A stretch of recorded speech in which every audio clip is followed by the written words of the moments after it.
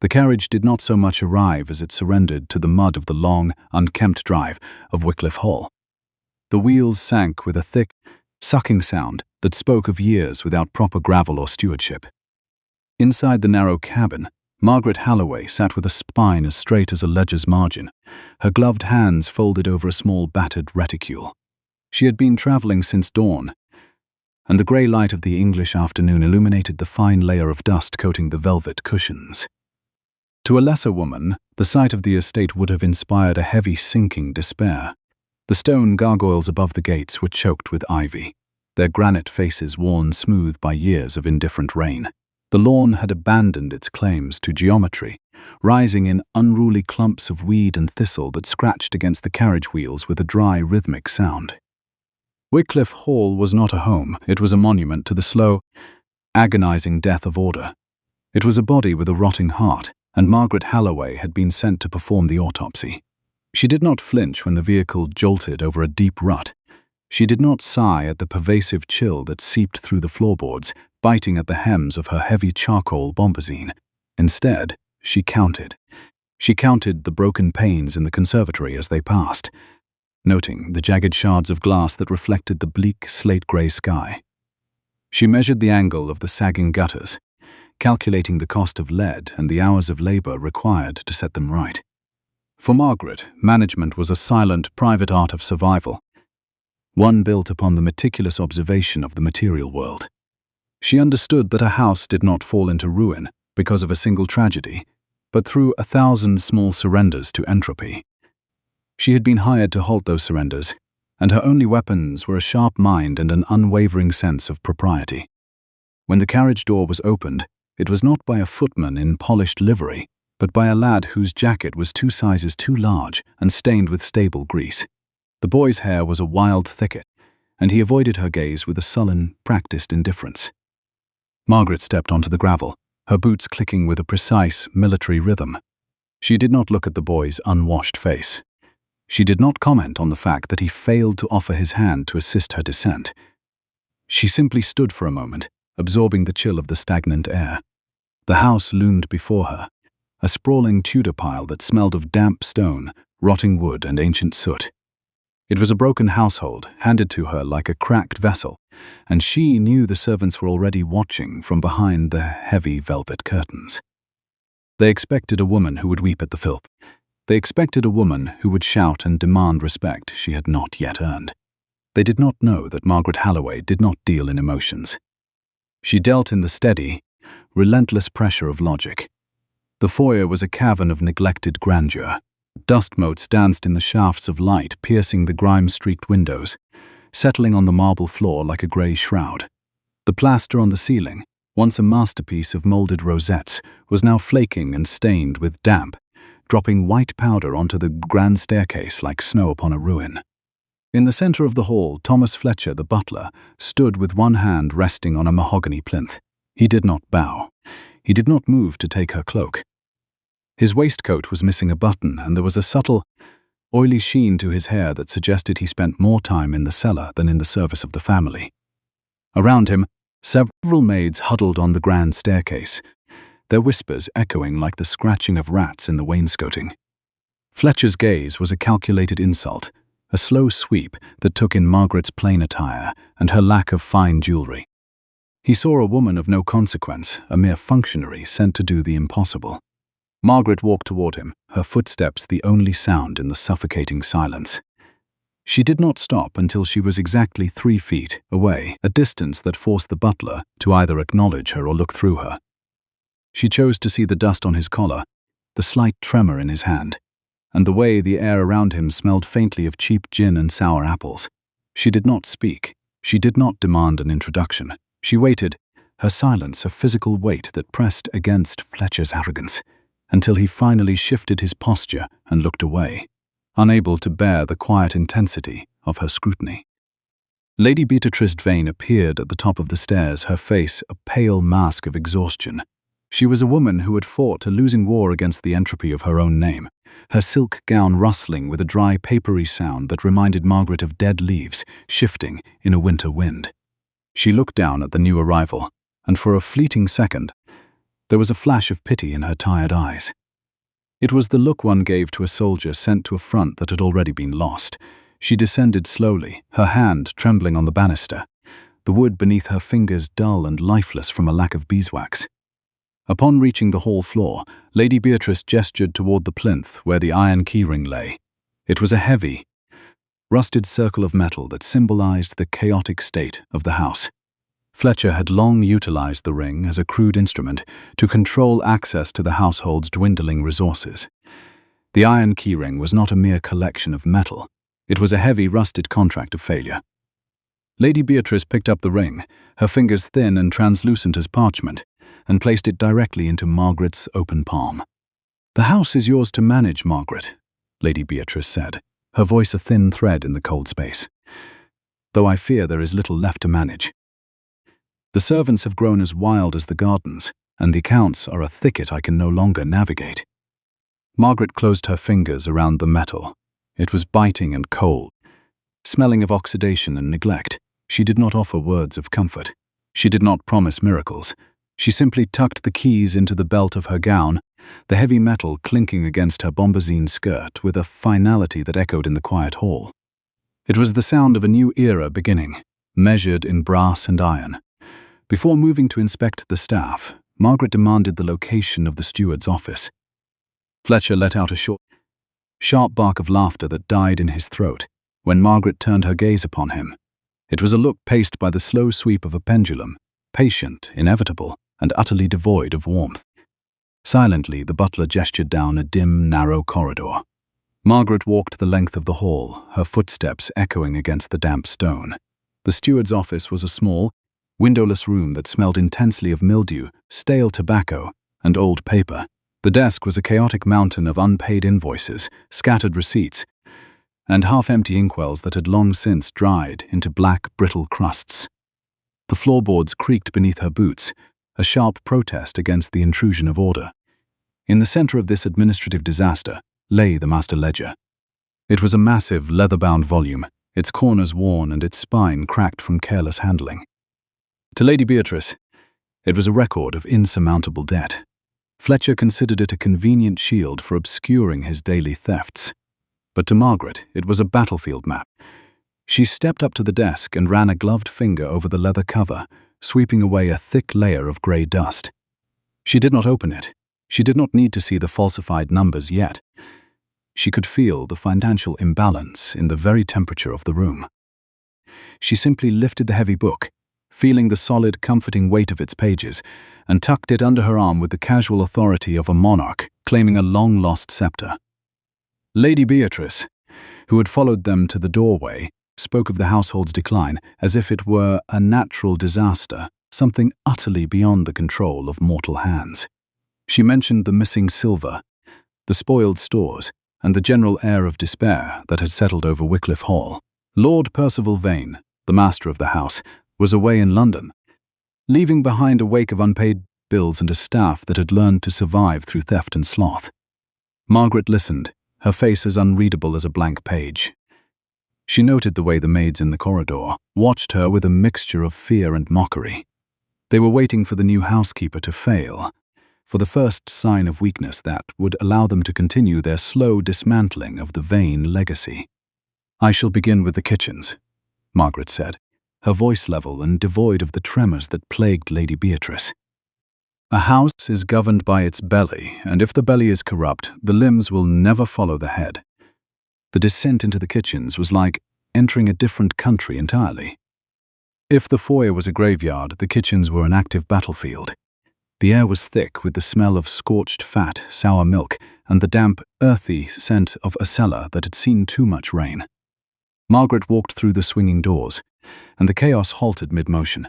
Mrs. Agnes Beaton, the cook, stood at a massive wooden table, her arms dusted with flour and her face flushed a deep, angry red. She was a woman built of granite and grievance, her eyes narrowed with a bitterness fermented over years of being blamed for things she could not prevent. Around her, scullery maids sat on overturned crates, and a young girl, Elsie Miller, was scrubbing a copper pot with a lethargy that spoke of deep, persistent illness. Her breath hitched in the damp air, a quiet rattle that Margaret filed away in the ledger of her mind, as an immediate priority. A household could not function on the broken backs of its most vulnerable. Margaret did not speak immediately. She walked to the center of the room and looked at the floor. It was sticky with spilled ale and old grease, a testament to months of absent supervision. She looked at the hearth, where the soot had built up so thickly that the fire struggled to breathe, casting a flickering, sickly light across the cavernous room. The massive iron spits were rusted, and the copper pans hanging above them were dull, robbed of their warm luster. Finally, she looked at the pantry doors, which stood slightly ajar, revealing a darkness that smelled sharply of rot. Mrs. Beaton wiped her hands on a filthy apron and stepped forward, her jaw set in a line of pure defiance. She expected a lecture. She expected Margaret to complain about the lack of dinner or the state of the silver. Instead, Margaret walked to the pantry and pulled it wide.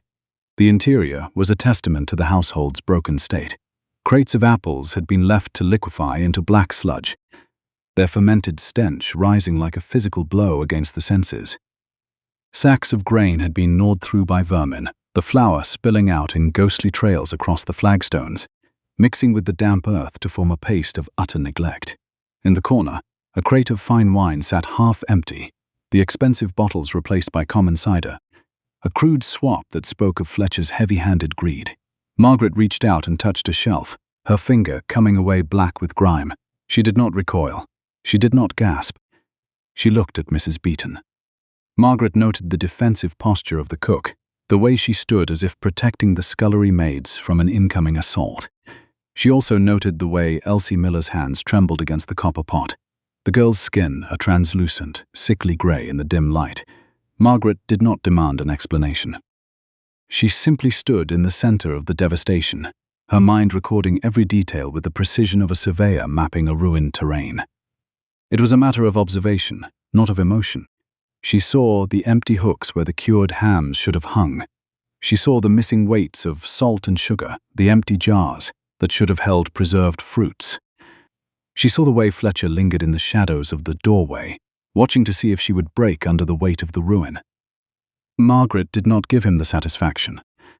She did not seek to be loved, nor did she aim to be feared. She sought only to understand the geography of the corruption before she began the meticulous work of cutting it out. Mrs. Beaton sputtered, beginning a practice speech about the dishonesty of the local butchers and the utter lack of funds from Percival's office. Margaret let her speak, observing the way the woman's eyes darted nervously toward Fletcher in the doorway. It was not the look of a conspirator, but the look of a victim who had been forced to carry the weight of another man's greed. Margaret raised a single hand, and the silence that followed was sudden and absolute. She looked at the assembled staff, her gaze resting briefly on each face, weighing their exhaustion against their complicity. They saw a woman who was not overwhelmed. They saw a woman who had seen the worst of their failures and was already measuring the distance between chaos and order. She did not raise her voice, but her presence seemed to fill the damp stone room, pressing against the corners until the shadows themselves seemed to retreat. The draft from the broken windows ceased to feel like a threat. Under her steady gaze, it felt merely like a problem waiting to be solved. "It is late," Margaret said, her voice cutting through the heavy atmosphere like a sharpened blade, "and the hour for reckoning has not yet arrived. This evening we shall simply acknowledge that the rot has been seen." She turned and left the kitchen, the iron keyring heavy and purposeful at her waist. As she walked back toward the foyer, she felt the eyes of the servants boring into her back. Fletcher's gaze cold and calculating, Mrs. Beaton's confused and defensive, and young Elsie's filled with a flickering, desperate hope. Margaret Halloway stood in the center of the broken household, her spine straight and her spirit unyielding. The preliminary inspection was complete. The work of restoration had begun, and its progress would be tallied in every passing second and the steady, relentless pressure of a woman who knew that loyalty was not bought with gold, but earned through the quiet truth of a balanced account.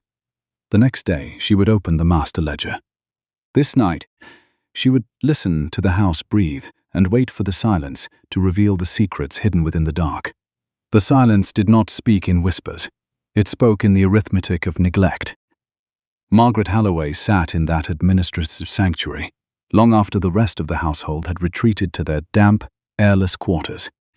The only light came from a single tallow candle sputtering in the draught, casting distorted shadows against the peeling wallpaper.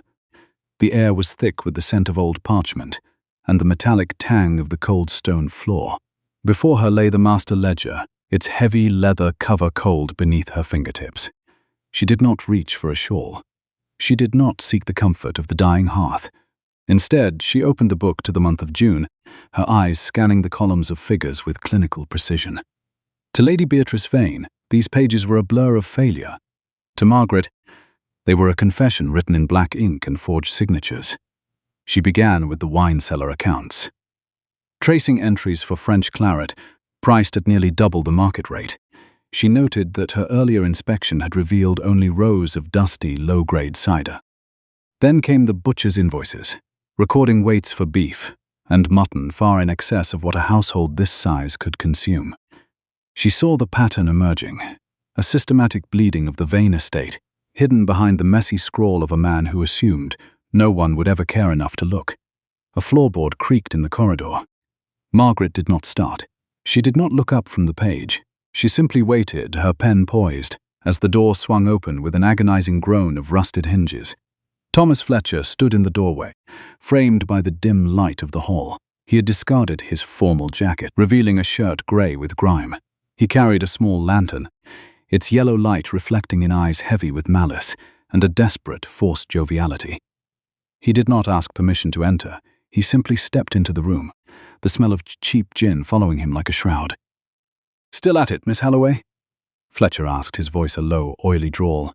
"The accounts at Wycliffe have defeated better men than you. It is a fool's errand to try and find order in a house that has forgotten the meaning of the word. You would find more profit in sleep." Margaret turned the page, the heavy paper rustling with a sound like a sharp intake of breath. She did not look at him. She did not acknowledge his patronizing tone. She simply pointed to an entry dated the 14th of July. "The invoice from the vintner in London," she said, her voice level and devoid of emotion. "It lists 6 crates of Chateau Margaux. The ledger records a payment of £40. Yet the receipt tucked into the back of this book is for common table wine at 6 shillings a bottle. A significant difference, Mr. Fletcher. One might call it a clerical error, were it not repeated 20 times in the last 6 months. The butler's smile did not falter, but the lantern in his hand wavered. He stepped closer, the floorboards groaning beneath his weight. Errors occur in a house as large as this. Receipts are misplaced. I merely did my best to keep the records from falling into total disarray. You are new to the country, Miss Halloway. You do not understand how business is conducted here. Margaret finally raised her gaze. She did not blink. She did not soften the intensity of her scrutiny. "I understand the grammar of theft quite well, Mr. Fletcher," she replied, her voice cooling the air further. "The ink on these flexible entries is fresh. It was added within the last 48 hours, once you learned of my arrival. You were not maintaining the records. You were retroactively justifying the disappearance of the family silver and the emptying of the larder."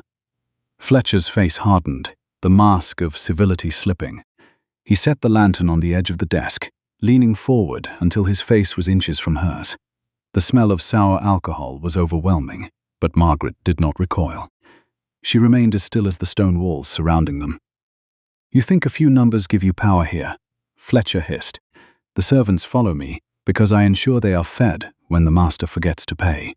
If you persist in this audit, you will find that Wycliffe Hall can be a very cold and lonely place for a woman with no friends." Margaret picked up her pen and dipped it into the inkwell. The scratching of the nib against the paper was the only response she gave. She did not argue. She simply recorded the discrepancy in the wine account, her handwriting precise and unwavering. The master ledger was not a book of record. It was a weapon in a long simmering war, and she had just claimed the first piece of territory. Fletcher stood for a moment longer, his breath coming in ragged bursts, before he snatched up his lantern and vanished. Margaret did not watch him go. She simply turned to the next page, her momentum marked by the relentless mechanical rhythm in the corner. The third night arrived with a heavy mist that clung to the window panes like a shroud. Margaret moved silently through the darkened corridors of the West Wing, her footsteps muffled by threadbare runners. As she neared the butler's pantry, a flicker of light caught her eye, a thin, amber line bleeding from beneath the heavy oak door. She stopped, pressing herself against the cold stone of the archway, her breathing shallow and rhythmic. Through the narrow gap, she saw Fletcher kneeling on the floor. He was working frantically, prying at a section of the lower paneling near the floorboards. The wood groaned, a sharp, splintering sound echoing through the empty house. Margaret watched, her eyes narrowed as Fletcher reached into the dark void behind the wall and pulled out a heavy object wrapped in oilcloth. He unwrapped it with trembling fingers, revealing the silver tureen. It caught the candlelight, its ornate handles and polished surface gleaming like a captured moon. It was a piece of history, and Fletcher was handling it like common scrap. Checking the hallway once, he slid the tureen back into the wall and tapped the panel into place with the heel of his boot. Margaret did not confront him. She simply counted the steps back to her room, the location of the theft etched into her mind with the permanence of an audit. The following morning, on the 4th day of her tenure, the grey light of dawn filtered through the grime of the windows when Margaret requested an audience with Lady Beatrice. The meeting took place in the morning room, a space reduced to a muted palette of dust and faded damask. Lady Beatrice sat in a high-backed chair, a knitted shawl clutched round her shoulders. Mrs. Agnes Beeton was already there, standing near the door, her hands twisted in her apron and her face set in a mask of defensive misery. She had been accused of missing stores for years, expecting this meeting to be the final blow to her livelihood. Margaret entered with the master ledger tucked firmly under her arm. She did not offer a curtsy of submission. She offered a nod of professional respect. Laying the book open on a mahogany table, the pages stark against the dark wood, she spoke with grounding authority. "I have completed the preliminary audit of the grocery and cellar accounts. Lady Beatrice, the results are quite illuminating. Mrs. Beeton, please step forward." The cook hesitated before shuffling closer, her jaw clenched in anticipation of a blow. For 3 years, the household has suffered from a perceived shortage of flour, salt, and cured meats. Margaret continued, looking directly at Lady Beatrice. The blame was consistently placed upon the kitchens. However, the invoices from local suppliers tell a different story. The amounts delivered were far less than the amounts paid for. Someone was intercepting the funds and recording a higher weight in the ledger, while the actual goods never entered the house. Mrs. Beeton did not lose the flour. The flour was never purchased. The money intended for it was diverted. Lady Beatrice blinked, her thin hands tightening on her chair. Diverted? By whom, Margaret? Margaret turned to a page where the handwriting changed subtly. The records were managed by the steward's office, but verified by the butler. Mr. Fletcher claimed the supplies were being stolen from the pantry. In reality, he was ensuring the pantry was never full. He used the kitchen's reputation as a shield for his own enrichment. Mrs. Beeton's breath hitched, breaking the suffocating tension. She looked from Margaret to the ledger, her eyes wide with overwhelming realization. For years she had been the scapegoat, forced to stretch spoiled grain and meager scraps to feed a dying house, all while being called a thief by the man robbing them. Her shoulders, hunched in a permanent posture of defense, slowly began to straighten. "I have also found the silver tureen," Margaret added, her voice dropping an octave. "Late last night, I observed Mr. Fletcher concealing it behind the loose paneling in his pantry. He had already begun whispering that Mrs. Beeton was seen near the silver chest. The theft was not a matter of desperation, Lady Beatrice. It was a matter of calculated character assassination. The piece is still there, behind the third panel from the left." Lady Beatrice let out a long, shuddering sigh. "I knew the house was in disarray, but I did not think Fletcher would betray us. He has been with us since Lord Percival Vane was a boy." "Longevity is not a guarantee of loyalty," Margaret said, closing the ledger with a soft, final thud. "In a broken household, the ones who have been there the longest are often those who have learned the most efficient ways to exploit the cracks. Mrs. Beeton has managed a miracle with what little she was given. Her honor is intact. The same cannot be said for the stewardship of the hall." The cook did not speak, but she looked at Margaret with a gaze of profound recognition. Margaret had not offered her a kind word or a pat on the hand. She had offered something far more valuable. The truth. She had restored the woman's dignity through the cold, undeniable proof of the ledger. It was a matter of action, not of emotion, and in that moment, the first chord of loyalty was tied. Margaret spent the remainder of the day in the upper floors. If the kitchens were the belly of the hall, the linen closets were its skin, and they were in a state of advanced decay. She worked through the evening, the ticking of her pocket watch her only companion. She did not demand the maids work overtime. She simply took a heavy basket of lye and beeswax and began the methodical process of restoration herself. She started with the grand linen press in the west wing. Dipping a soft flannel cloth into a tin of beeswax, she rubbed the wax into the parched mahogany grain with firm circular motions. She felt the heat of the friction, the surface drinking in the oil, until the deep reddish-brown hue began to glow once more. As the wood was restored, she turned to the yellowed Irish linens, separating the repairable from the ruined. She counted every sheet, recording their condition in a portable notebook. The work was taxing, but Margaret found quiet satisfaction in the order she was creating. Leadership in such a place was not about giving orders. It was about the visibility of labor. She wanted the staff to see that the rot could be stopped by the steady application of will. At 3 a.m, she found herself in the scullery, boiling a pot of lavender and vinegar to treat the linens. The steam rose in thick, fragrant clouds. She heard a soft shuffle and turned to find Elsie Miller standing in the doorway. The girl's eyes were bright with fever, shivering violently as her small hands clutched the doorframe for support. Margaret did not ask why the girl was out of bed. She simply set down the stirring rod, walked over, and wrapped her own heavy wool shawl, still warm from her body, around Elsie's shoulders. "Go back to the kitchen hearths, Elsie," Margaret said, her voice softer than it had been all day, though no less firm.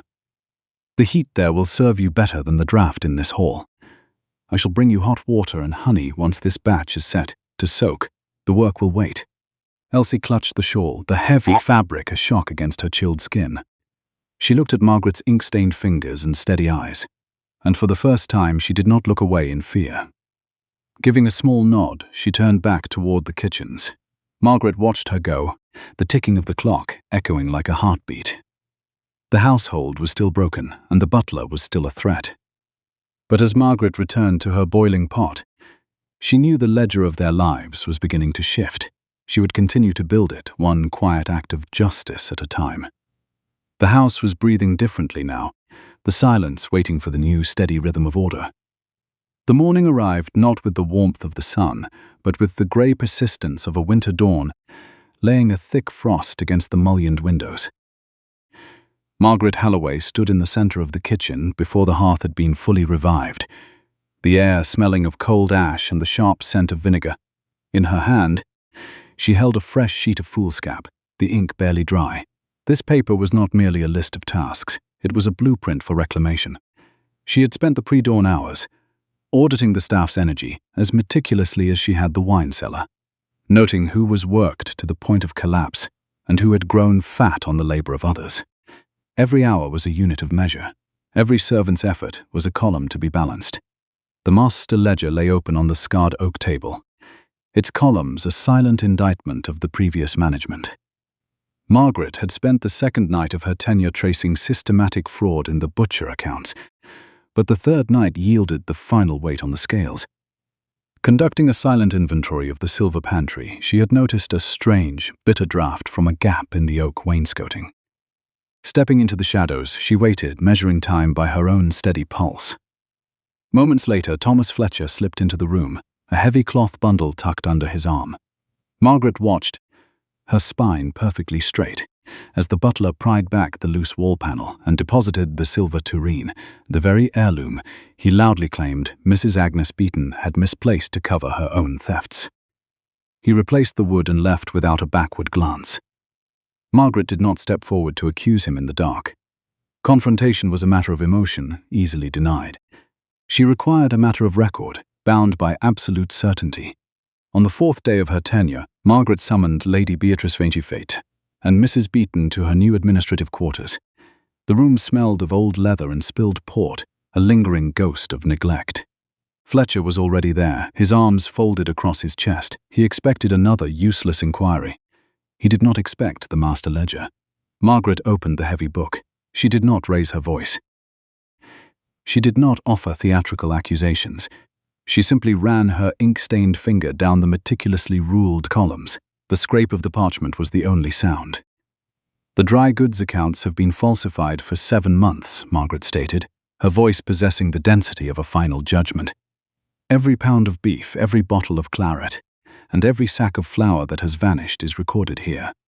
Furthermore, the silver tureen has not been misplaced by the kitchen staff." Fletcher scoffed, shifting uneasily. "The cook is careless. Miss Halloway. Everyone knows she cannot be trusted." Margaret closed the ledger. The sound was like a hammer striking an anvil. "The silver tureen is currently hidden behind the third oak panel on the eastern wall of your private pantry, Fletcher. I observed you placing it there last night at 2 o'clock in the morning, wrapped in a linen cloth." The room became a vacuum of sound. Lady Beatrice gasped, a hand flying to her throat. Mrs. Beeton let out a long, ragged exhale, the years of false accusations and bitter shame draining from her weary shoulders as the truth finally surfaced. Fletcher's face drained of color, his jaw working uselessly as he met the cold, unyielding eyes of the housekeeper. "You have stolen from this estate and attempted to destroy an innocent woman's character to mask your crimes," Margaret said, completely devoid of pity. She picked up the iron keyring from the desk, the metal clinking softly. "You are stripped of your access to the cellars, the pantry, and the treasury. You will remain in this house only because Lord Percival Vane is away in London and must dictate your final dismissal. But you hold no power here anymore. Your ledger is closed." She turned to the cook. "Mrs. Beeton, your kitchen is your own again. The ledger of your honor is balanced." The cook did not speak, but the fierce, shimmering gratitude in her tear-filled eyes recorded a debt of loyalty that no audit could ever erase. The first pillar of the broken household had been restored through sheer, unassailable logic. When the kitchen staff began to trickle in later that afternoon, expecting another chaotic day, they found Margaret waiting. She spared no false smile. She simply stood by the table, the iron keyring at her waist a heavy grounding weight. Beside her, the new duty roster pinned to the larder door drew their eyes like a summons. Mrs. Beeton approached first, her apron clean for the first time in months. She looked at the list, lips moving silently as she read the new rotations. Margaret had broken the day into precise intervals. No maid was to work 16 hours straight without a designated period for rest. The scullery work, previously a crushing weight borne entirely by Elsie Miller, was now shared across a rotating schedule. It was a matter of mathematics, not sentiment. Margaret understood that a machine ran best when its parts were not ground to dust by friction. And Wycliffe Hall was a machine allowed to rust. "The work of this house has been performed with the desperation of the damned," Margaret announced, her voice level and carrying across the stone room. "From this day forward, it shall be performed with the precision of the disciplined. Each of you has a station and a time. If the work is completed with excellence, the time is yours. If the work is neglected, the ledger will reflect the debt. We are no longer managing a ruin. We are maintaining a household." She saw skepticism in the older maid's eyes, born of broken promises. They had heard grand speeches before. But then Margaret did something they had never witnessed a housekeeper do. She took off her heavy bombazine over sleeves, revealing the plain white cotton of her chemise, and turned toward the scullery. A week's worth of copper pots sat in a greasy mountain near the stone sink, their surfaces black with soot. Elsie was already there, her small frame trembling as she reached for a heavy cauldron. Margaret stepped beside the girl. She extended no pity. Instead, she took up a handful of coarse sand and a scrap of rough burlap. She showed Elsie the exact angle at which to scour the copper, using the weight of her shoulder rather than the strength of her wrist, applying principles of leverage to the domestic labor. For the next 3 hours, the housekeeper worked alongside the scullery maid. The steam rose around them, smelling of lye and coarse soap. Margaret's hands became slick with grey sludge and hot water. She did not complain about the heat. She simply worked, her movements rhythmic and tireless, stripping away the neglect layer by layer. By mid-afternoon, the mountain of copper had been transformed into a gleaming row of warm light. The pans hung from the racks not as kitchen tools, but as trophies of a won battle. The staff watched the transformation in stunned silence, They saw that Margaret Halloway did not ask for labor. She was unwilling to perform herself. They were learning the language of the house, a language where every scrubbed surface was a sentence of self-respect. However, the fragile order faced a severe test during her second week. The cold snap deepened, wrapping Wycliffe Hall in a bitter frost that turned the window panes to ice. Margaret had written to London, requesting Lord Percival Vane authorize funds for winter coal and the retainer of a physician for the staff. The response arrived by courier, bearing his heavy wax seal. Lord Percival's scrawl was a monument to negligence. He refused the funds entirely. He explicitly forbade wasting his wealth on a local doctor for the servants, writing that if they were too weak for the winter work, there were 100 more in the village to take their places for half the wage. It was an equation of profound cruelty. Margaret folded the parchment slowly, her expression a mask of carved marble. The true crisis of his absence arrived at midnight.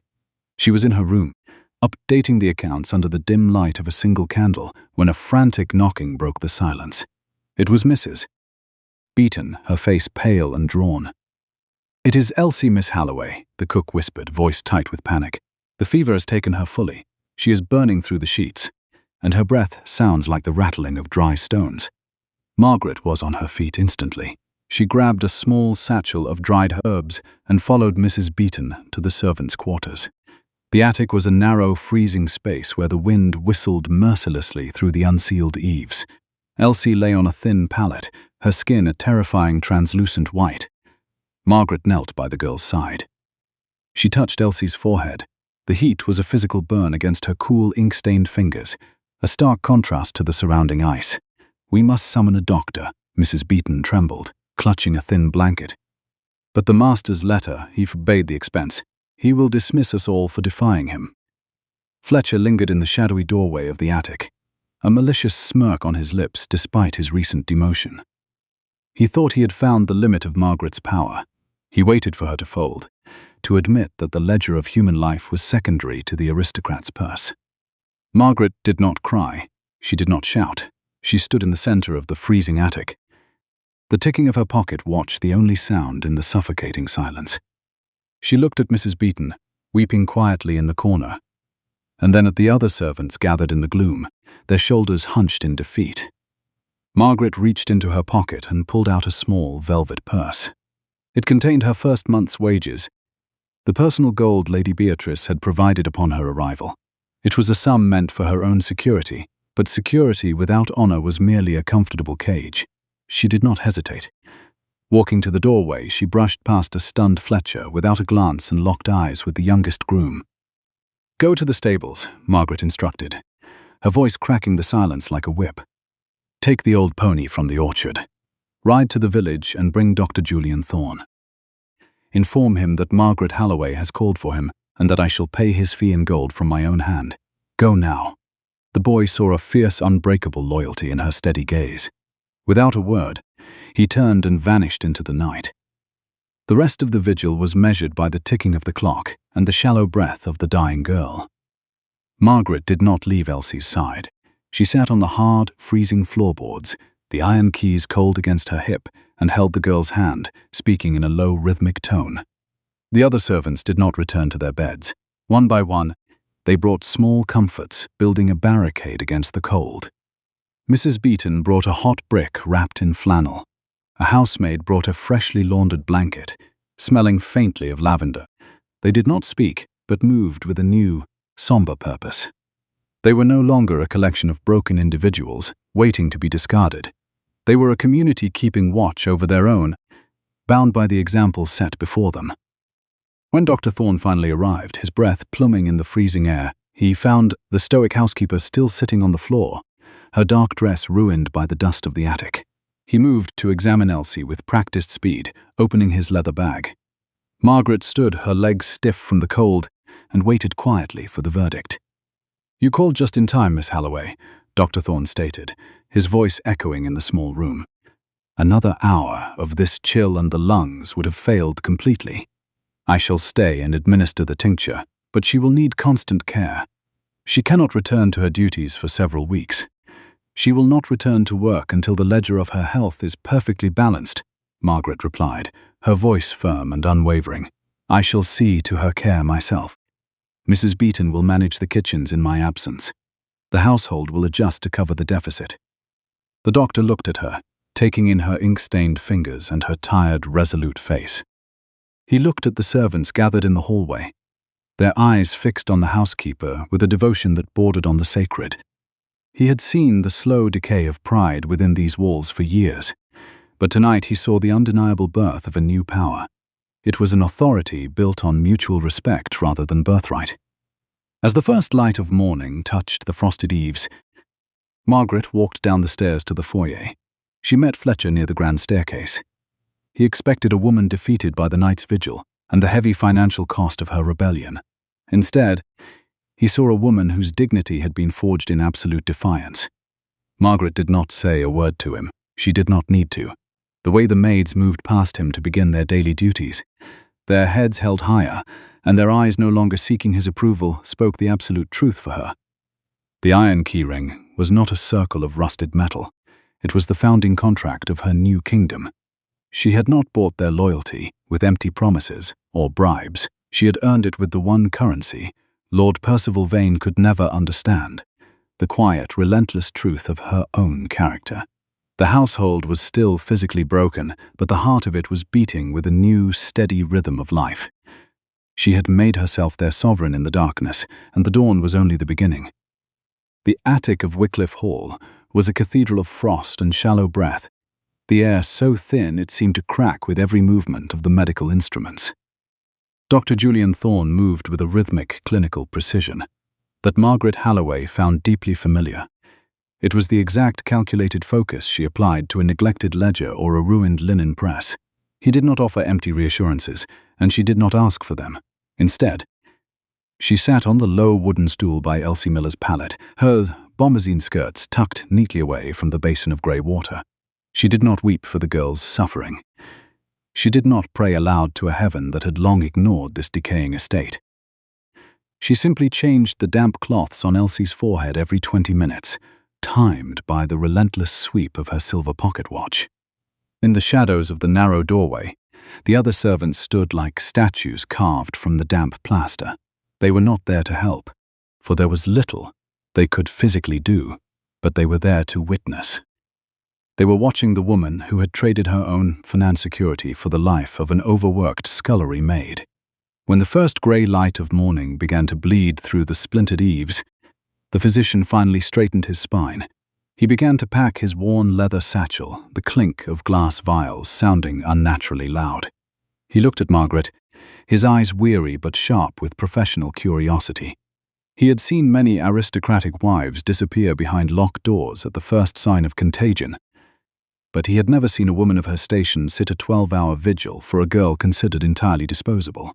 He stepped toward the small table where she sat, her face a pale mask of exhaustion, yet her posture remained unyielding. Margaret reached into the deep pocket of her heavy gown. The velvet purse she withdrew was small, but its physical weight felt disproportionate. She placed it on the rough wood of the table between them, the gold coins settling against the boards. This gold was not merely a currency of wealth. It was the founding stone of a new covenant. It represented the totality of her personal wages, the only shield she possessed against the capricious whims of the Vane family. She pushed the purse toward Dr. Thorne. She did not ask for a discount. She did not haggle over the value of a servant's life. A terrible debt had been incurred by the house's profound neglect, and she was the only one in possession of the ledger of honor required to pay it. "This is more than sufficient, Miss Halloway," Dr. Thorne said, his voice low from the night's cold. "Lord Percival Vane will not reimburse you for this expenditure. You realize that you are effectively paying for the privilege of serving a man who would gladly see you penniless." "I am not paying for his benefit, Doctor," Margaret replied, her voice level and entirely devoid of the tremors of fatigue.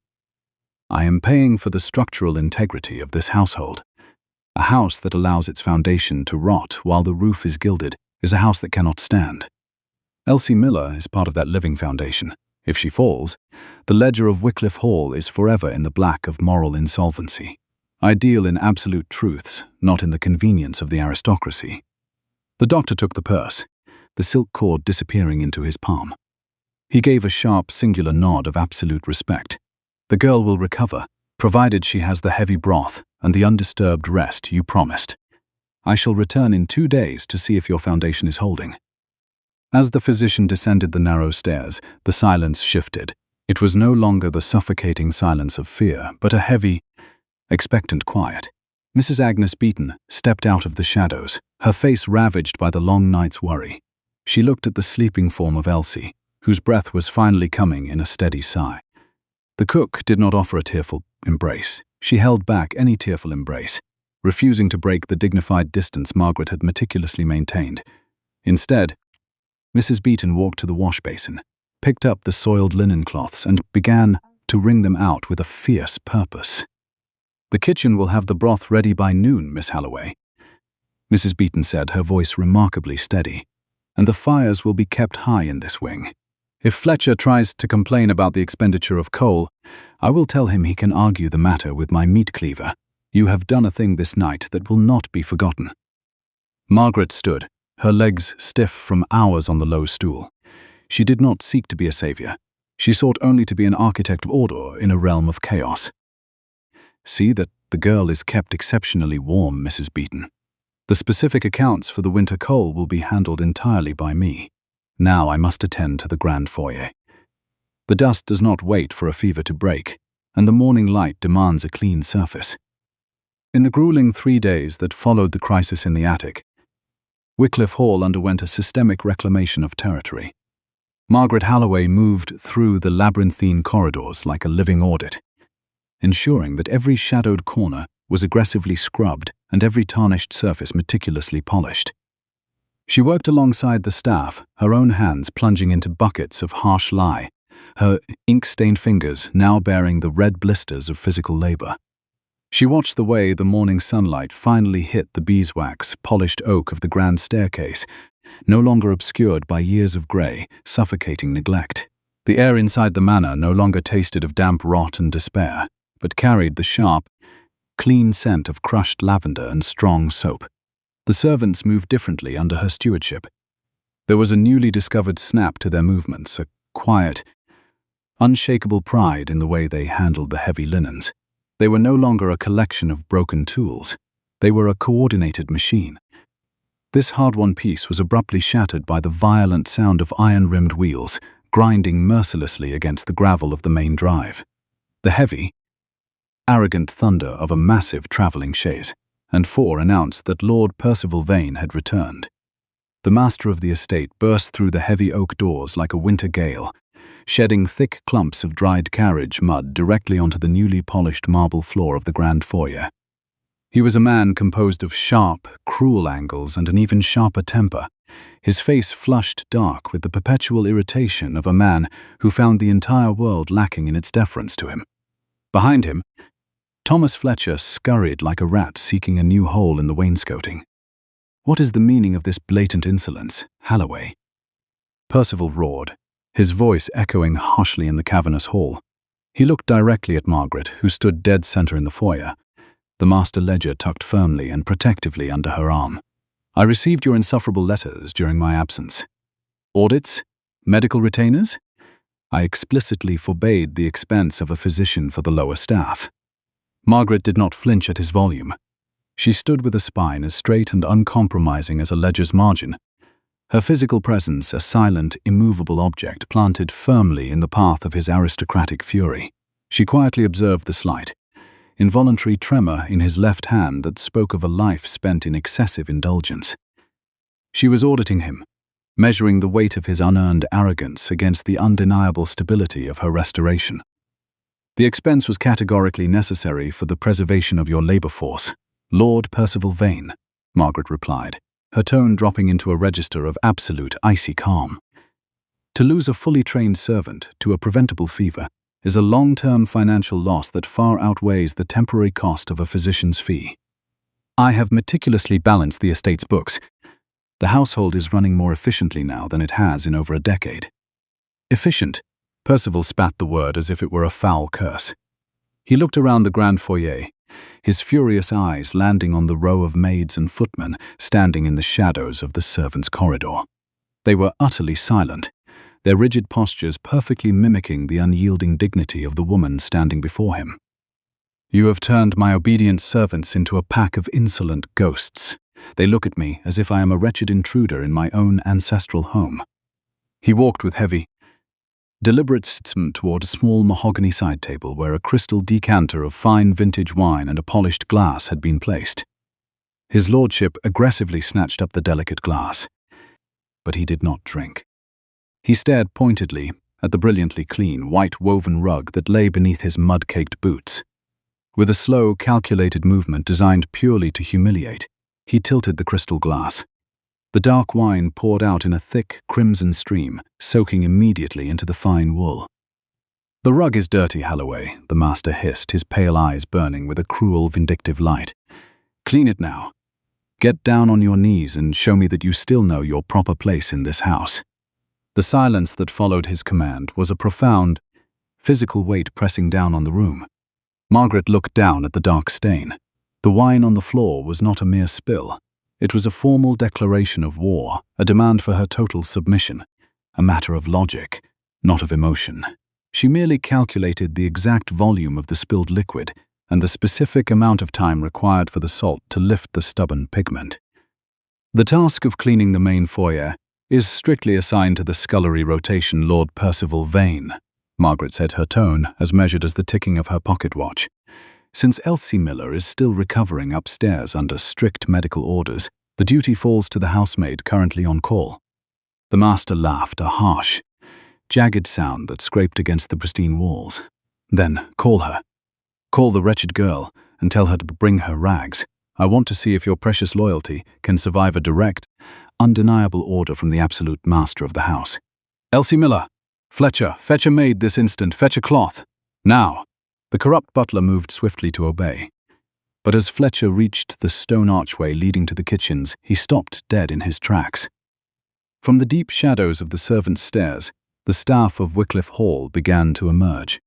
Mrs. Agnes Beeton was in the lead, her thick arms crossed defiantly over her chest, her jaw set like unyielding granite. Behind the formidable cook came the scullery maids, the housemaids, and the young grooms from the stables. They did not shout a single word of protest. They simply walked into the grand foyer and formed a solid, unbroken semicircle directly behind Margaret Holloway. Fletcher barked a desperate order for a bucket of water and a scrub brush. Not a single person moved.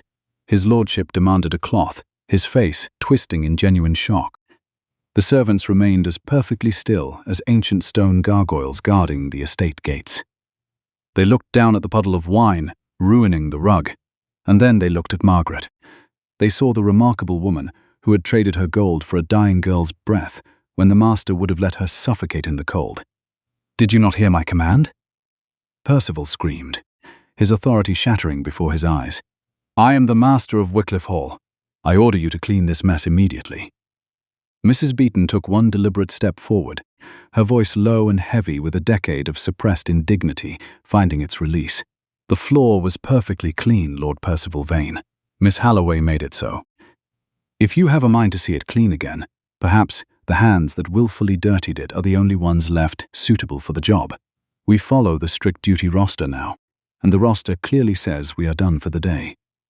He recoiled violently, as if the cook had physically struck him across the face. He looked at the wall of silent, defiant faces surrounding him.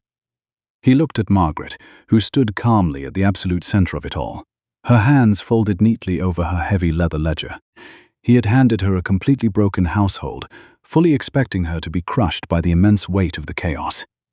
Instead, they had given her a ruin, and she had built a fortress of unshakable loyalty that his arrogant name could no longer penetrate. The spilled wine continued to seep deep into the rug, a dark, spreading ink blot symbolizing his profound failure to rule. Margaret Holloway did not say a single word in her own defense. She posed no word of defense. The total, unwavering silence of the loyal servants standing behind her was the most powerful, devastating audit he had ever faced. Lord Percival Vane realized he was the only one in the grand room who truly had absolutely nothing. The master ledger of their lives was finally shifting into perfect balance, and he stood completely alone in the echoing foyer.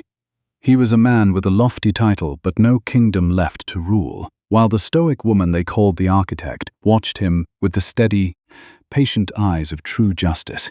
The shadows in the basement of Wycliffe Hall did not merely exist, they possessed a weight, a damp and earthy density that seemed to absorb the flickering light of the single tallow candle placed upon an upturned cider crate.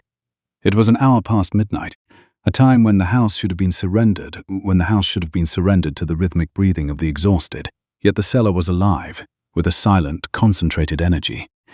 Mrs. Agnes Beeton stood at the center of the subterranean chamber, her shadow cast long and formidable against the rough-hewn stone walls. Around her, the household staff had gathered in a quiet, unshakable assembly. There was the head groom, his knuckles scarred by years of managing the vain horses, the laundry maids, their arms perpetually red from lye and hot steam, and young Elsie Miller, wrapped in the heavy wool shawl that Margaret Halloway had provided during the peak of the fever. Even the footmen, who had once spent their afternoons shirking duties in the shadowed corners of the library, now stood with straight spines and clear eyes.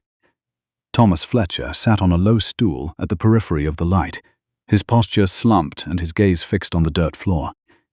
He was a man who had seen the arithmetic of his own influence erased by the steady, relentless pressure of Margaret's logic. He was no longer the arbiter of the pantry, or the silent thief of the wine cellar. He was a ghost, haunting the ruins of his own corruption. The staff did not look at him for guidance. They did not seek his approval or fear his retribution. Their focus was entirely upon the pact they were about to solidify, a covenant born not of shared greed, but of a shared realization of their own inherent worth. They understood that Wycliffe Hall had been a body with a rotting heart, and they had spent years as the decaying limbs. But Margaret Halloway had taught them that a household was a machine of precision and dignity. Mrs. Beeton reached into the pocket of her apron and produced a small silver spoon. It was a common utensil, polished to a brilliant luster. Yet in the dim light of the cellar, it gleamed with the intensity of a sacred relic. She placed it upon the crate. The silver spoon was not a common utensil.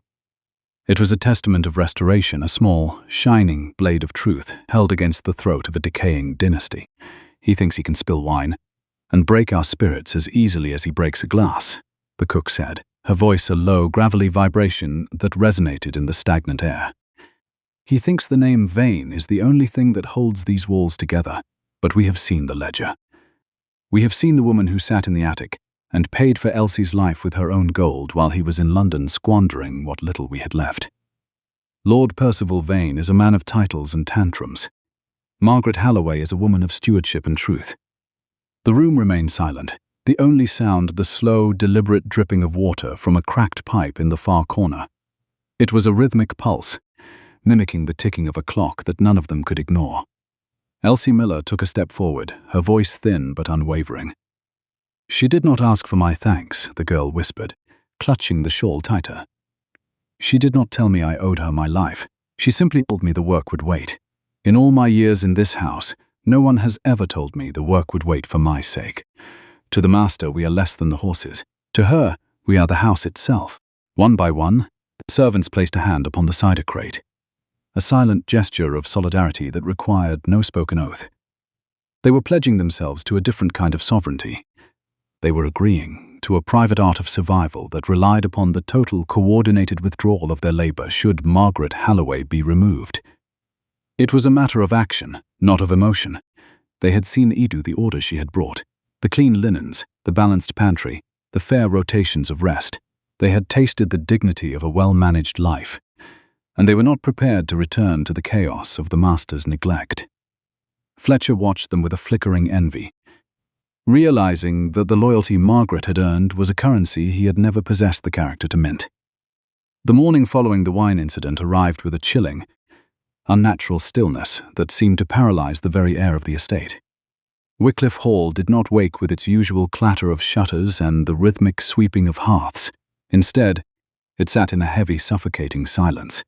The sun rose over the frosted gardens, illuminating the neglect that Lord Percival had allowed to fester. The unpruned roses, the cracked window panes, the heavy layers of dust on the marble busts of his ancestors. In the breakfast room, Lord Percival Vane sat at the head of the long mahogany table, his face a mask of purple-hued irritation. He had rung the bell 3 times, each sharp, demanding peal echoing through the house without response. There was no steam rising from a silver tea service. There were no warm scones wrapped in linen. The fireplace remained a cold cavern of grey ash, the soot unbrushed and the grate empty. He was a man who had never known a moment of physical discomfort that could not be solved by a servant's hand, and the sudden absence of service felt like a personal assault upon his very existence. Margaret Halloway stood in the doorway of her workspace, her hands folded neatly over the master ledger. She had watched the sun rise over the unkempt lawn, noting the way the frost clung to the dead thistles. She did not feel the cold. She did not feel the encroaching shadow of the master's wrath. She felt only the profound, mathematical certainty of the position she had built. She had audited the house, and she knew that without the heart she had restored, the body of Wycliffe Hall would cease to function. The master ledger was not a book of numbers, it was a map of his ruin and her victory. She heard the heavy, rhythmic thud of Percival's boots as he stormed toward the foyer, his voice already rising in a jagged, discordant roar that shattered the morning's peace. "Halloway, where is that wretched woman?" Percival bellowed, his footsteps sounding like a hammer striking an empty barrel. He burst into the foyer, his traveling cloak still stained with the mud of the previous day. He looked like a man unraveling, his unearned authority fraying at the edges. He saw her standing near the grand staircase, her spine a straight, uncompromising line against the backdrop of his fury. He reached into his waistcoat and pulled out a single sheet of paper, the ink heavy and blurred as if written in a fever of resentment. He did not speak with the measured tone of a gentleman. He spoke with the desperate violence of a failing tyrant. "You are dismissed, Margaret Halloway," Percival screamed, thrusting the paper toward her. "I have written the notice of your immediate termination. You will pack your meager belongings and depart from my land by noon. I will not have a housekeeper who encourages mutiny and looks at me with the eyes of a judge. You have overstepped your station, and you have poisoned my house with your insufferable notions of order. Go, do you hear me? You must go at once." Margaret did not reach for the paper. She did not flinch as it fluttered to the polished marble floor, landing near the dark, dried stain of the wine he had spilled. She did not offer a word of defense. She did not weep for the loss of her position or the uncertainty of her future. She simply looked at him, her gaze a silent, private audit of his soul. She measured the distance between his title and his competence, and she found the ledger of his life to be in a state of total, irredeemable insolvency.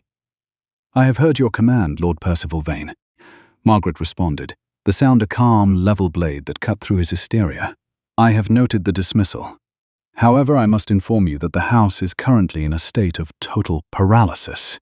The fires have not been lit, the water has not been drawn, the horses have not been fed. You may cast me out, but you must realize that you are casting out the only person who holds the keys to the loyalty of this household. You are a man who has forgotten how to be a master, and therefore you have lost the right to be served." Percival's face turned a terrifying shade of white. He turned to Fletcher, who stood trembling in the shadows. "Fetch the grooms. Tell the maids to go to their stations. If they do not work, I will fire them all, every last one of them." Fletcher did not move.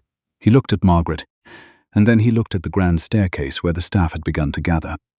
They did not shout. They did not carry signs of protest. They simply stood in a silent, unbreakable wall of human dignity. Mrs. Beeton was at the front, her arms crossed, her eyes fixed on a point just above Percival's head. The cook was followed by the scullery maids, the housekeepers, and the stable hands, all appearing as if summoned by a silent bell. Lady Beatrice Vane appeared at the top of the stairs, her face a mask of profound sorrow. She saw her brother-in-law standing in the center of a kingdom that had effectively ceased to exist. The house was not a building of stone and timber. It was a contract of mutual respect, and Percival had breached that contract for the last time. The crisis was not a matter of noise. It was a matter of silence. The ticking of the great-grandfather clock in the hall seemed to grow louder, marking the seconds of Percival's public humiliation. He looked at the servants, his jaw working uselessly. He saw Elsie Miller, the girl he had deemed disposable, standing with a strength that defied her frail frame. He saw the laundry maids, the footmen, and the cooks, all of them united by a single, unyielding truth. They would not serve a man who did not see them, and they would not stay in a house that did not have Margaret Halloway at its heart. "You cannot do this," Percival whispered, his voice cracking. "I am the master of Wycliffe Hall. I own the land. I own the stone. I own the very air you breathe." "You own the debt, Lord Percival," Margaret replied, her voice echoing in the cold, unheated foyer. "And the debt has finally come due. You have lived on the labor of people you despised, and now that labor has been withdrawn, you are not a king. You are a man in an empty room, standing over a stain you made yourself.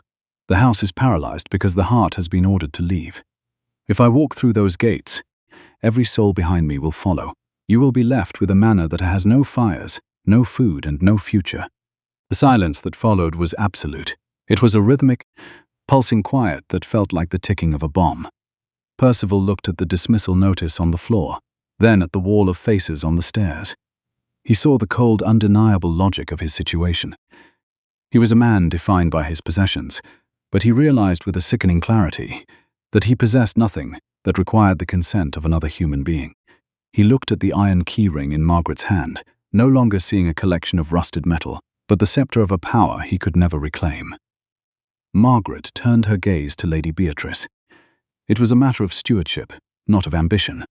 With a slow, deliberate movement, she extended the iron keyring toward the elder woman. "The household is ready to resume its duties, Lady Beatrice," Margaret instructed, speaking steady and clear, "but they will only do so under a governance that recognizes the master ledger and the new duty roster as the law of this estate. Lord Percival may keep his title, but he may no longer hold the keys." Lady Beatrice descended the stairs, her movements graceful and sure. She did not look at Percival as she took the heavy keyring from Margaret's hand. She turned instead to the assembled staff, her eyes shimmering with a newfound resolve. "Let the fires be lit," Lady Beatrice commanded. "Let the water be drawn. Wycliffe Hall will no longer be a monument to neglect. From this moment, Margaret Halloway is the steward of this house, and her word is my own." A collective breath was released, a soft sibilance that filled the cold foyer with the first hint of warmth. Mrs. Beeton nodded once, a gesture of profound respect, and turned back toward the kitchens.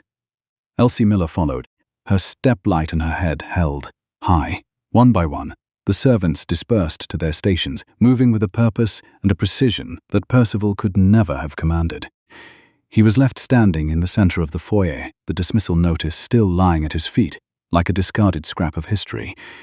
He was a man of the past, standing in a present that belonged entirely to the woman who had made the broken house her own. Margaret Halloway did not watch him as he finally turned to retreat into the shadows of his library. She simply opened the master ledger to a fresh white page and began to record the first entry of a house, finally restored to its proper order. Lord Percival Vane remained frozen at the threshold of the library, his hand clutching the heavy brass handle with a grip that turned his knuckles the color of bleached bone. The silence in the grand foyer was no longer the empty, hollow quiet of a neglected tomb. It was a pressurized, expectant stillness, a physical weight that seemed to vibrate with the collective breath of the 20 souls standing behind Margaret Halloway. Percival turned his head slowly, his eyes wild and bloodshot, scanning the row of faces that had once blurred into the background of his daily life. He looked for a single flicker of the old familiar fear, a downward glance or a trembling lip that would allow him to reassert the dominance of his name. He found nothing but the cool, unblinking regard of people who had been weighed, measured, and finally seen by a woman who valued their labor more than his pedigree. Thomas Fletcher stepped forward from the shadow of the stone archway. The butler's descent from power had been a matter of mathematical inevitability, recorded in the margins of Margaret's audit and finalized by the discovery of his hidden thefts. Yet, in this moment of ultimate crisis, he did not look like a defeated criminal. He looked like a man who had recognized the shifting of the tides and had chosen to cling to the only shore that was not sinking.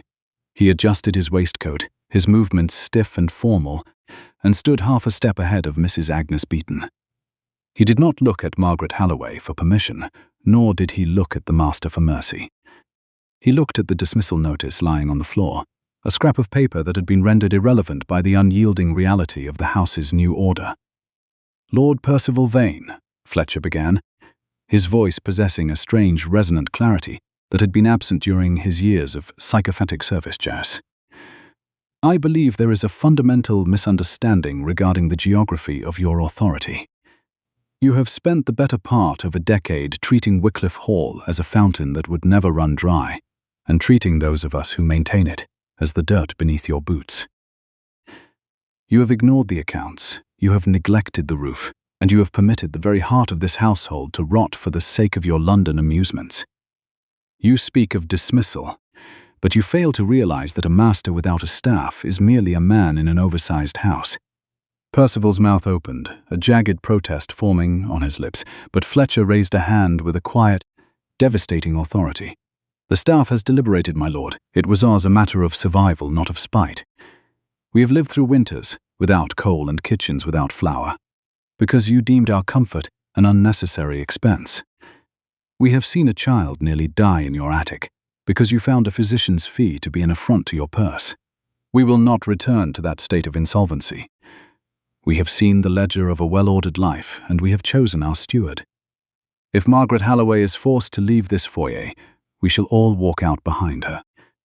You will find that the silver does not polish itself, the horses do not feed themselves, and the silence of an empty house is a debt you will never be able to pay. The butler's words fell like heavy stones into a deep pool, the ripples spreading until they touched the very corners of the ceiling. Percival looked at Fletcher, then at the wall of silent, defiant servants, and finally at the woman who had transformed them. She stood at the center of the storm, her hands folded neatly over the master ledger, her spine a straight, uncompromising line of charcoal bombazine. She did not gloat. She presented no smile of triumph. She simply waited, her gaze anchored in silent patience. She was Margaret Halloway, and she had just watched the final piece of her structure click into place. The household was no longer broken. It was a fortress of loyalty, and its gates were closed to him. Lord Percival Vane's hand slipped from the library door. The dismissal notice remained on the floor, a white stain against the dark marble. He did not speak again. To speak would be to acknowledge the totality of his loss, to admit that his title was a ghost in a house that now belonged to the woman who knew the cost of every grain of salt and every drop of oil. He turned and retreated into the library, the heavy oak door closing with a soft final thud that echoed like a period at the end of a long, agonizing sentence. He was the master of Wycliffe Hall in name, but as the lock clicked, it was clear that he had become a prisoner of his own making, a man confined to the shadows of a history he could no longer control. The transition from the feverish tension of the confrontation to the steady humming rhythm of a restored household did not happen in a single stroke, but through the patient application of order over the weeks that followed. Wycliffe Hall began to breathe with a new, healthy pulse. The sensory details of the restoration were everywhere, a meticulous audit of the material world that Margaret Halloway directed with a quiet, relentless will. The smell of damp stone and ancient soot was replaced by the clean, sharp scent of beeswax, lemon oil, and fresh lavender.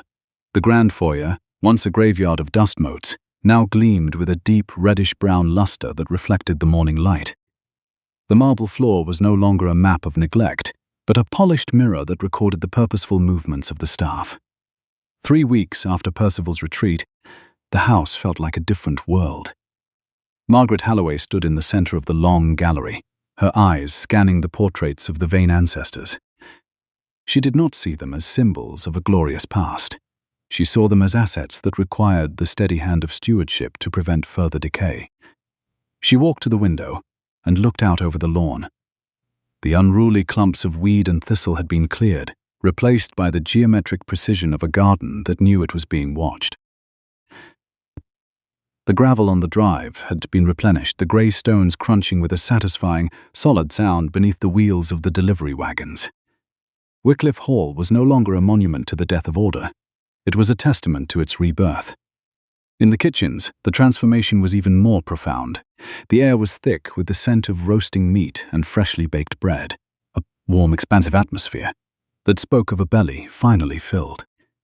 Mrs. Agnes Beeton moved through the room with a dignity that had been restored to her through the cold, undeniable proof of the master ledger. She no longer stood in a defensive posture. She moved with the authority of a woman who knew her station was secure. Beside her, Elsie Miller worked at the stone sink. The girl's skin was no longer a translucent, sickly grey.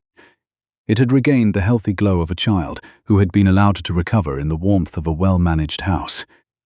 Elsie looked up as Margaret Halloway entered, her eyes bright with a loyalty that required no words. Margaret walked to the massive oak table and opened the master ledger. She pursued no praise from the servants, and she supplied them no false intimacy. She maintained the dignified distance of the steward, understanding that true leadership was built on the foundation of respect, not on the shifting sands of emotion.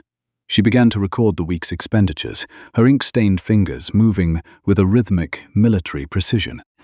The ledger of their lives was finally in perfect balance. She recorded the coal delivered, the wages paid, and the repairs completed. Each entry was a brick in the wall she had built against chaos. Lady Beatrice Vane joined her in the kitchen, her face no longer a mask of exhaustion, but a calm, settled portrait of peace. She watched Margaret work for a moment, her gaze resting on the iron keyring at the housekeeper's waist. The metal had been polished until it shone like silver. The heavy ring no longer a symbol of neglect, but a scepter of stewardship. Lady Beatrice reached out and touched the edge of the ledger, her fingers steady and warm. "The house is quiet, Margaret," Lady Beatrice said, her voice a gentle thread in the busy kitchen. "But it is a different kind of quiet than the one I found when I first arrived. It is the silence of a house that is at rest, not one that is dying. I watched the grooms in the stable this morning, and I saw the way they tended to the horses. They move with a pride I haven't seen in 20 years. They follow the roster as if it were a hymnal, and they look to you as if you were the very stone this manor was built upon." Margaret Halloway did not look up from her columns of figures. She looked for no validation, though she acknowledged it with a slight, respectful inclination of her head. "A house is a matter of action, Lady Beatrice, not of emotion. It responds to the steady application of will, and the meticulous observation of its needs. The servants are loyal, because they have found that order is a more comfortable master than chaos. They have seen that their labor has value, and in turn they have given the house its life back. It is a balanced account, nothing more and nothing less." Lady Beatrice offered a small, knowing smile. "You may call it an account, Margaret, but I call it a kingdom. You were handed a broken vessel, and you have made it whole with the strength of your own hands and the clarity of your own mind. Percival remains in the library, a man haunting his own home, while you have become the heart of it. Wycliffe Hall finally has a steward who deserves its name." Margaret Halloway closed the master ledger. The soft thud of the leather cover was the sound of a job completed, a finality that brought a sense of ordered peace to the room. She stood, her spine as straight as the day she had arrived in the mud and the grey light. She looked around the kitchen, taking in the gleaming copper, the scrubbed stone, and the faces of the people she had saved. She did not ask for their love. She did not need it. She had built a world where competence was the highest form of dignity, and where the quiet art of survival had become a public victory. The iron keyring was not a mere collection of metal. It was the contract of her sovereignty. Margaret walked toward the foyer, her footsteps echoing with a precise, confident rhythm against the polished marble. She stopped at the grand staircase and looked toward the front doors. The mud had long been cleared from the drive, and the glass in the conservatory had been replaced, the shards of the past swept away to make room for the light of the present. She reached out and touched the banister, the mahogany warm beneath her palm. The house was no longer a body with a rotting heart. It was a home restored to its proper order, a monument to the woman who had seen the ruin and refused to let it stand. As the evening shadows began to lengthen across the gallery, Margaret Halloway sat in the steward's office, the single candle burning with a steady, unwavering flame. She picked up her pen and dipped it into the inkwell one last time. She did not write of debts or thefts. She did not write of the master's shame or the butler's fall. She simply wrote a single, finalized entry on the last page of the ledger: Wycliffe Hall, restored to order, all accounts balanced. She set the pen down and leaned back, the rhythmic chiming of the timepiece the only sound in the peaceful room. The journey from the cold isolation of humiliation to the warm, expansive triumph of being truly recognized was complete. She had not been rescued by a hero, and she had not been saved by luck. She had built her own justice through labor, logic, and an unshakable sense of self-worth. Margaret Halloway closed her eyes for a brief moment, the silence of the house a comforting embrace. She had made the broken household her own, and in doing so, she had finally found her own place in the ledger of the world. The woman who had built this sanctuary from a ruin had finished her work, and the house was finally home.